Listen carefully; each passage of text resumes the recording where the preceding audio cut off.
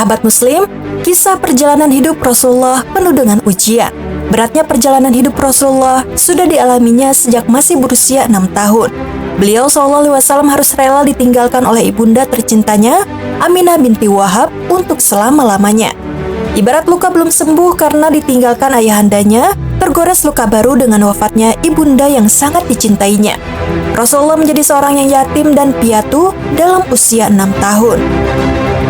Kemudian Ummu Aiman membawa Rasulullah pulang ke Mekah dan mengantarkan kepada kakeknya Abdul Muthalib. Sejak saat itu Abdul Muthalib merawat Rasulullah. Rasa kasih terhadap sang cucu yang yatim dan piatu semakin bertambah. Sebuah perasaan yang tidak pernah dia tumpahkan terhadap seorang pun dari anak-anaknya. Dia tidak lagi membiarkan cucunya tersebut hanyut dengan kesendirian yang terpaksa harus dialaminya, bahkan dia lebih baik mengedepankan kepentingannya daripada kepentingan anak-anaknya.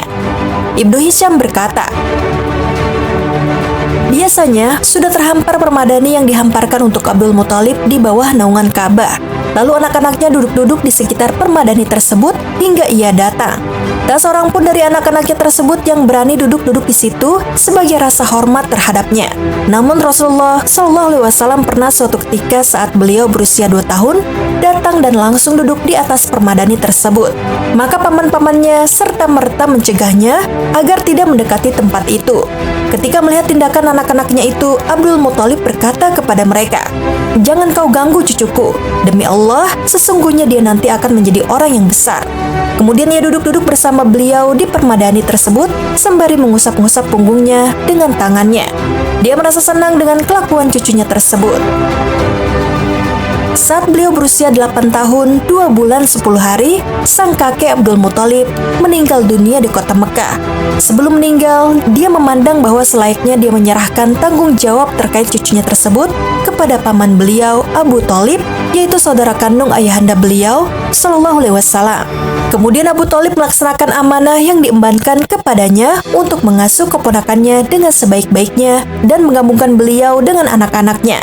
Dia bahkan mendahulukan kepentingannya ketimbang kepentingan mereka. Dia juga mengistimewakannya dengan penghormatan dan penghargaan.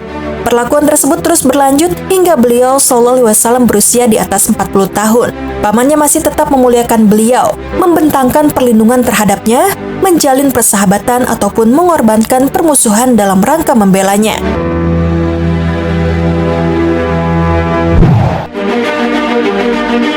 Kemudian ketika Rasulullah SAW berusia 12 tahun, menurut riwayat lain, 12 tahun 2 bulan 10 hari, pamannya Abu Thalib membawa serta berdagang ke negeri Syam hingga mereka sampai di suatu tempat bernama Bushra, yang masih termasuk wilayah Syam dan merupakan ibu kota Haura.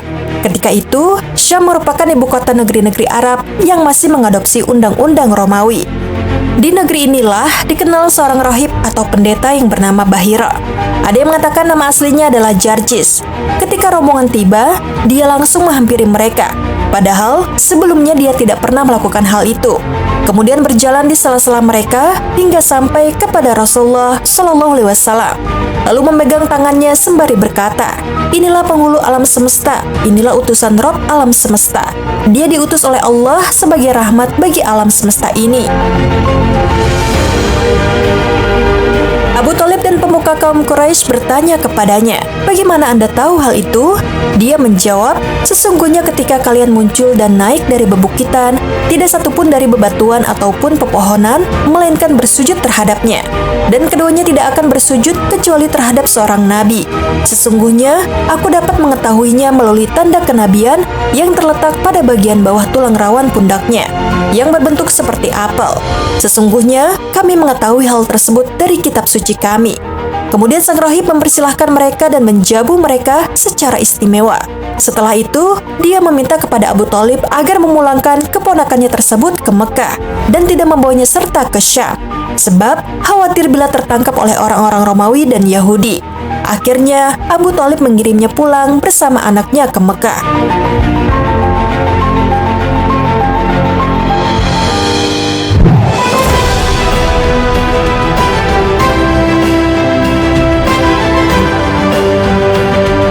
Sahabat Muslim, demikianlah kisah singkat kehidupan masa kecil Rasulullah yang dipenuhi dengan ujian. Pelajaran yang bisa kita ambil dari kisah Rasulullah Shallallahu Alaihi Wasallam, beliau sejak kecil telah mengalami berbagai cobaan dan kepahitan hidup. Menjadi yatim piatu di usia yang masih sangat belia, lalu bekerja keras untuk membantu mencari nafkah di keluarga pamannya. Kerasnya perjuangan hidup tidak membuat Rasulullah menjadi orang yang berputus asa. Justru beliau Shallallahu Alaihi Wasallam tetap tegar menjalaninya, hingga akhirnya beliau diangkat menjadi nabi dan rasul untuk menyampaikan wahyu Allah Subhanahu wa Ta'ala kepada umat manusia. Sekian video kali ini. Wassalamualaikum warahmatullahi wabarakatuh.